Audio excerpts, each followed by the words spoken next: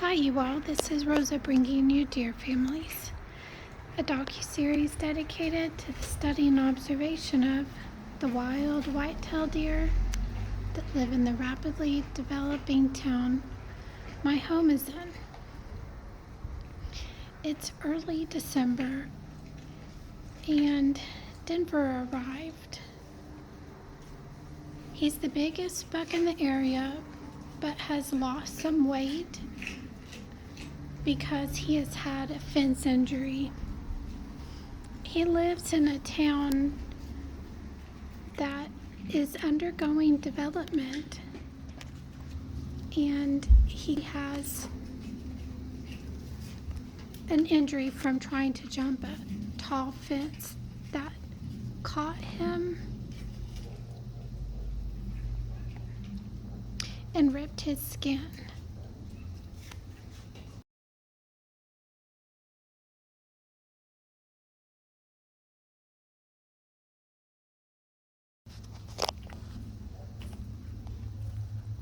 As you can see, the ripped skin is just hanging down.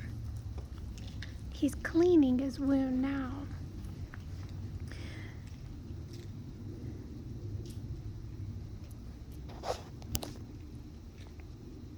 So I have not put a fence around my yard for this very reason.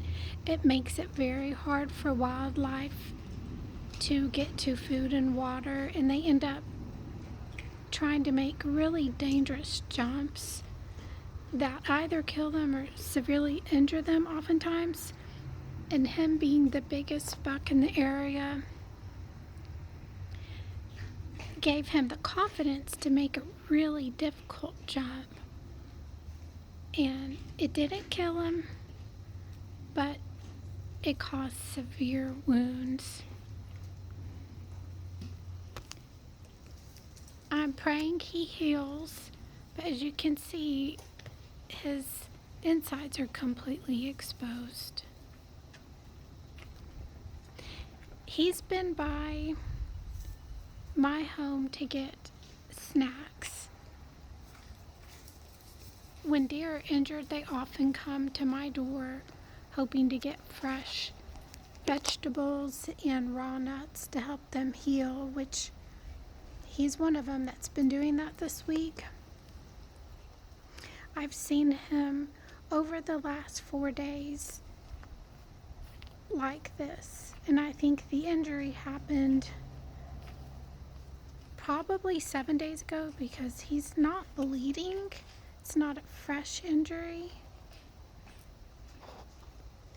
but he has a long way to go to heal. And I'm praying he does heal. I'm praying he doesn't have an infection.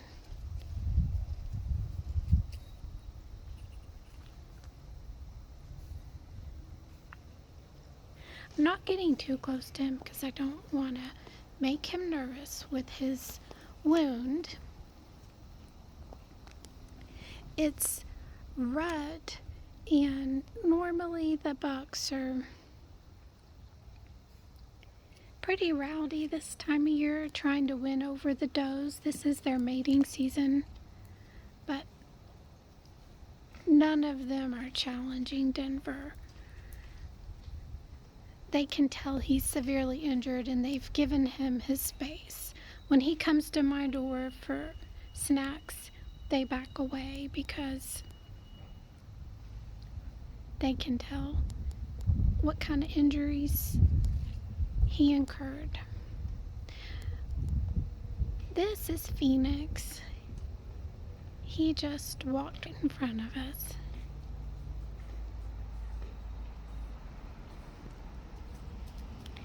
He's not normally in this neighborhood, but he did arrive for rut. He came with a group of bucks, and he's one of the younger ones, so he's not winning the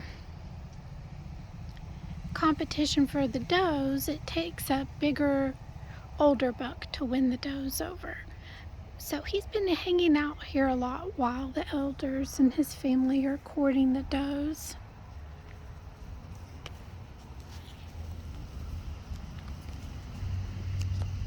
But I wanted to share Denver's story with you all.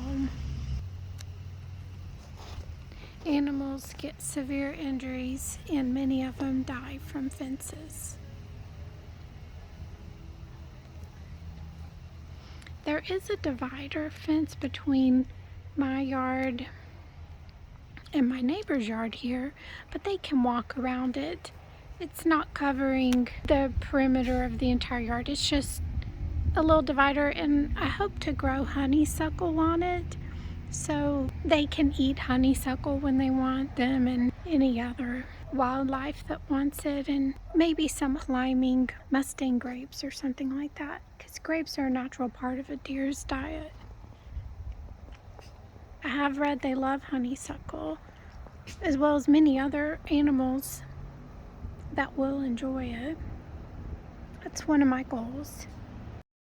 I think a divider fence like this is not bad. It doesn't have sharp edges at the top of the fence, so that also makes it safer for wildlife.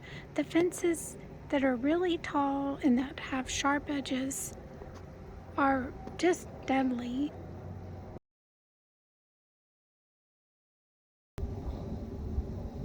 There he is rubbing his antlers in the tree. That's a really good sign he's on the road to recovery and is not succumbing to infection.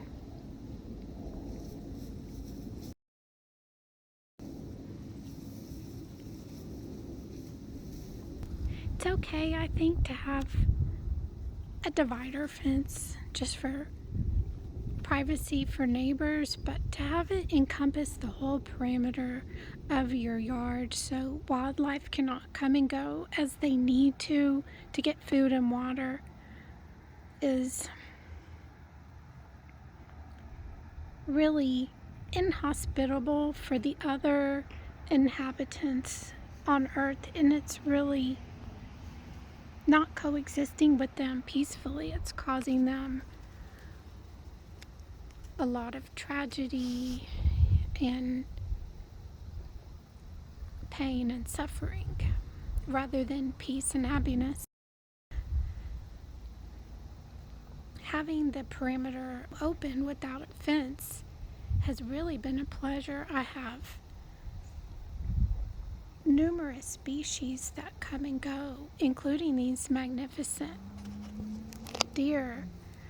I've got adorable skunks, and they're used to my voice, so they're not threatened, and they don't spray me, and they just come by and visit when the deer are here at night and eat with them. And I've also got a really cute gray fox family that lives by. I'm not sure a gray fox could get through a tall fence, so I would be missing out on seeing them if I had a tall fence encompassing my home. I also have a raccoon family. Now, I am sure they could climb anything, but it just goes to show all the species that live near us and what we're missing out on when we close our yard off to them.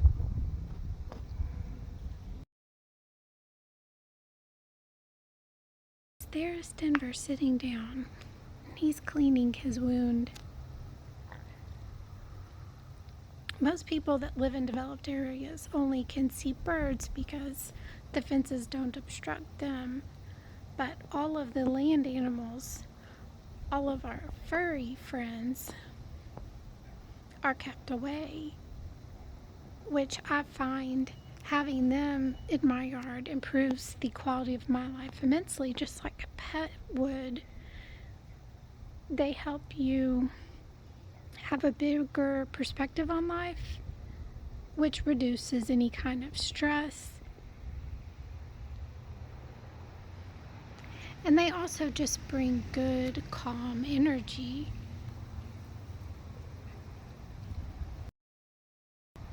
And one of my favorite things about seeing wildlife in my yard is getting to know them and seeing their stories. It's very inspiring. Like Denver here And just seeing someone handling it so stoically and getting through it so peacefully and calmly and with such strength is very inspiring.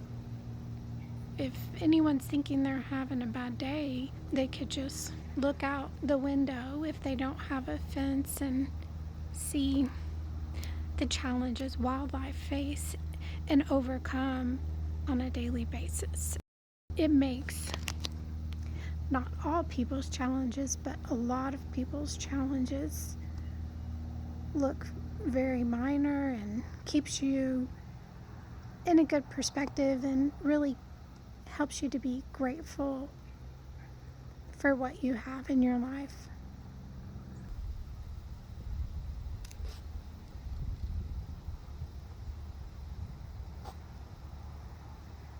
Before I go, I'll share with you really quick. I just noticed he's chewing. That means he's digesting his food. To me, that's another great sign that he's on the road to recovery, because if he had any internal wounds, I don't think he would be able to eat and digest his food. If the fence had cut through his muscle and got to his intestines, he'd be really in trouble, but I believe it just ripped his skin off. He is one of the gentlest animals I've ever met. So I will be really happy if he survives. He just brings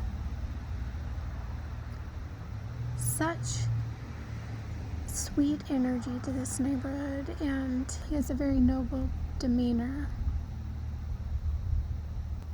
Keep him in your prayers. I hope you all are having a great day. Bye-bye from Rosa with Dear Families.